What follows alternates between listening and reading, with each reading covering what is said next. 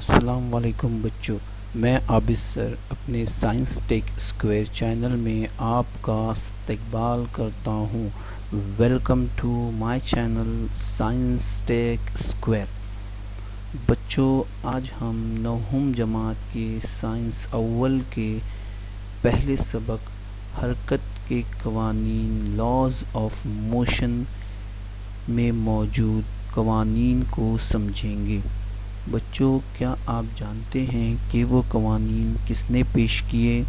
وہ قوانین نیوٹن نے پیش کیے، ایزیک نیوٹن، سر ایزیک نیوٹن نے پیش کیے۔ اور وہ قوانین کتنے ہیں؟ وہ قوانین 3 ہیں۔ تو ہم نیوٹن کے قوانین حرکت آج سمجھنے کی کوشش کریں گے۔ Newton's law of motions, Newton's کے کتنے قوانین ہیں؟ 3 قوانین ہیں۔ اس لیے سب سے پہلے ہم پہلا قانون سمجھیں گے، نیوٹن کا پہلا قانون حرکت، Newton's first law of motion. یہ قانون کیا ہے؟ یہ قانون اگر کسی جسم پر کوئی بیرونی غیر متوازن قوت عمل نہ کرے تو وہ جسم ساکن حالت یا خط مستقیم میں یکساں رفتار سے حرکت کر رہا ہے تو وہ اسی حالت میں رہے گا۔ اب اس کا مطلب کیا ہو گیا کہ اگر کوئی جسم ساکن حالت میں ہے اور آپ اس پر بیرونی غیر متوازن قوت نہیں لگاتے ہیں تو وہ ساکن ہی رہے گا۔ مطلب ساکن جسم کو حرکت دینے کے لیے آپ کو اس پر بیرونی غیر متوازن قوت لگانی ہوگی، یا اگر کوئی جسم خط مستقیم میں یکساں رفتار سے حرکت کر رہا ہے اور آپ کو اس کی رفتار کو کم یا زیادہ کرنا ہے تو آپ کو اس پر بیرونی غیر متوازن قوت لگانی ہوگی۔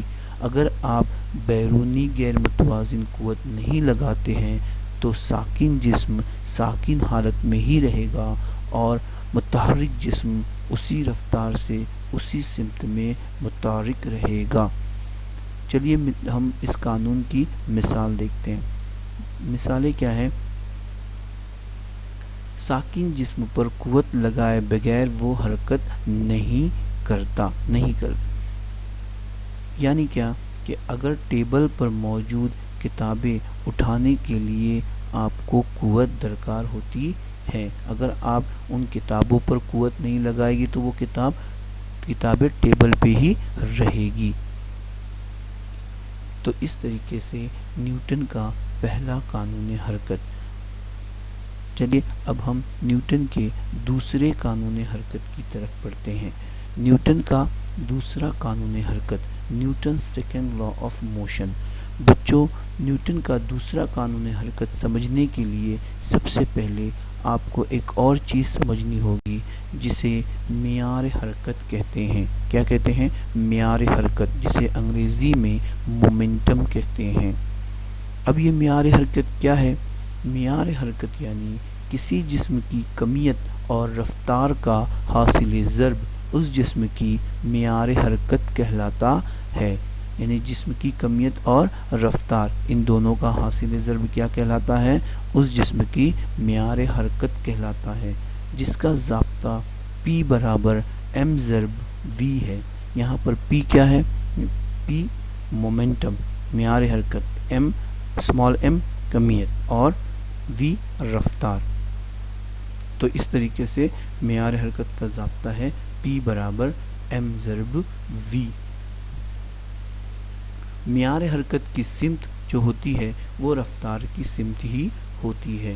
ہمیشہ یاد رکھیے، معیار حرکت کی سمت جو ہوتی ہے وہ اس جسم کی رفتار کی سمت ہی ہوتی ہے۔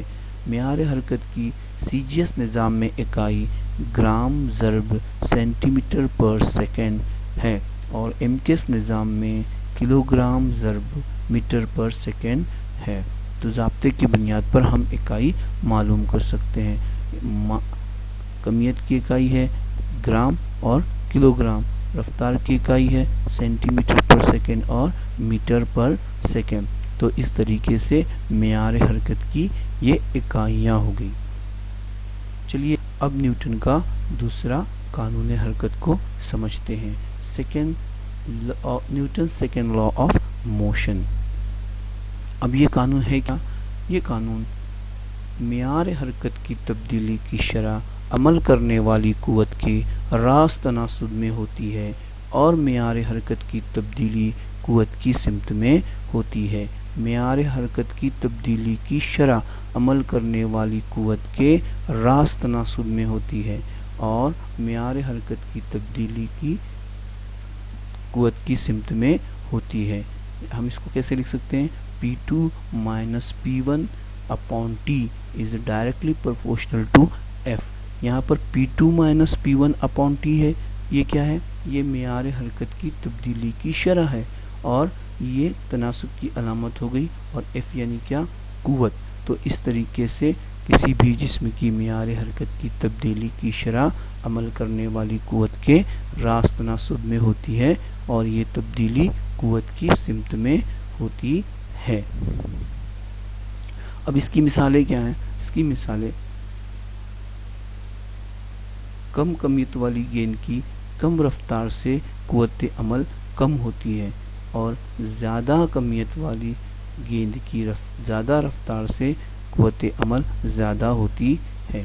अब आप ये बात समझ लीजिए कि प्लास्टिक की गेंद है, उसको आप कम रफ्तार से दीवार पर फेंकते हो तो उससे दीवार पर जो कुव्वत लगेगी वो कम लगेगी, और जो सीजन की बॉल होती है ज़्यादा कमियत वाली, और अगर आपने उसको ज़ोर से दीवार पर फेंके तो उस दीवार पर कुव्वत ज़्यादा लगेगी। तो न्यूटन के दूसरे कानून में यही बताया गया है कि जितनी ज़्यादा मियार हरकत की तब्दीली होगी उतनी ज़्यादा क्या होगी? कुव्वत लगेगी, उतनी ज़्यादा कुव्वत अमल होगी। तो तब्दीली कम होगी तो कुव्वत अमल कम होगी, मियार हरकत की तब्दीली की शरह ज़्यादा होगी तो कुव्वत अमल जो होगी वो क्या होगी?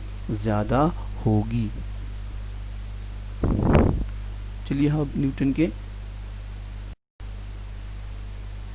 तीसरे कानून की तरफ आते हैं, Newton's third law of motion. अब Newton's third law of motion क्या है?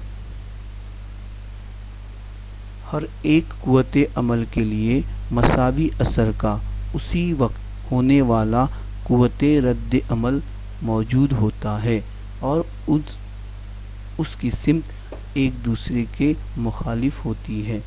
अब यहाँ पर सबसे पहले ये समझ लीजिए कि कुव्वत अमल और कुव्वत रद्द अमल ये दो कुव्वतें होती हैं। कुव्वत कभी अकेली नहीं होती, कुव्वत जो होती है वो जोड़ियों में होती है। तो और ये दो अलग अलग जिस्म की होती है। कुव्वत अमल एक जिस्म की होती है, कुव्वत रद्द अमल दूसरे जिस्म की होती है।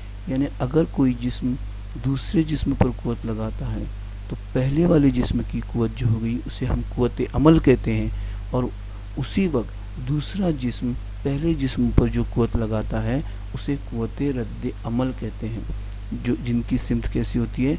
मुखालिफ होती है। जैसे आप एक गेंद को दीवार पर फेंकते हो तो गेंद के ज़रिए दीवार पर कुव्वत लगी और उसी वक्त गेंद आपकी तरफ वापस लौटता है तो दीवार ने उस पर कुव्वत लगाई, तो दीवार के ज़रिए जो कुव्वत लगी है उसे क्या कहते हैं? हम कुव्वत रद्द अमल कहते हैं। क्या कहते हैं? कुव्वत रद्द अमल, जो मसावी होती है। जितनी ज़ोर से आप गेंद को दीवार पर फेंकोगे उतनी ही ज़ोर से वो आपकी तरफ वापस लौटेगा। तो जितनी कुव्वत आप दीवार पर लगाओगे उतनी ही कुव्वत दीवार उस गेंद पर लगाएगी। इसलिए हम कहते हैं कि कुव्वत अमल और कुव्वत रद्द अमल मसावी होता है, लेकिन दोनों की सिमत कैसी होती है? मुखालिफ होती है। कैसी होती है? मुखालिफ। आपके ज़रिए जो कुव्वत लगाई गई या गेंद के ज़रिए जो दीवार पर कुव्वत लगाई वो दीवार की सिमत थी, और दीवार के ज़रिए जो कुव्वत लगाई वो आपकी सिमत थी, इसलिए वो गेंद आपकी सिमत वापस आया। तो सिमत कैसी होती है? मुखालिफ होती है। इन दोनों की सिमत कैसी होती है? मुखालिफ होती है। तो इस तरीके से हर एक कुव्वत अमल के लिए मसावी असर का उसी वक्त होने वाला कुव्वत रद्द अमल मौजूद होता है और इनकी सिमत एक दूसरे के मुखालिफ होती है। ये न्यूटन के हरकत का तीसरा कानून है। अब इसकी मिसालें हम समझेंगे। मिसालें क्या हैं? बंदूक से गोली दागने के बाद बंदूक पीछे की जानिब हरकत करती है। यहाँ पर बंदूक से जब आप गोली दागते हो तो बंदूक गोली पर कुव्वत लगाती है, जिसकी वजह से वो क्या होती है, बंदूक से दागी जाती है। लेकिन उसी वक्त गोली भी क्या करती है, बंदूक पर कुव्वत लगाती है, जिसकी वजह से बंदूक क्या है, पीछे की जानिब हरकत करती है। पीछे की जानिब क्यों हरकत करती है, क्योंकि कुव्वत कैसी है कि कुव्वतों की सिमत कैसी होती है, मुखालिफ सिमत होती है। तो बंदूक की कुव्वत क्या हो गई, कुव्वत अमल हो गई, और गोली की कुव्वत क्या हो गई, कुव्वत रद्द अमल हो गई। इसलिए बंदूक पीछे की जानिब हरकत करती है। उसी तरीके से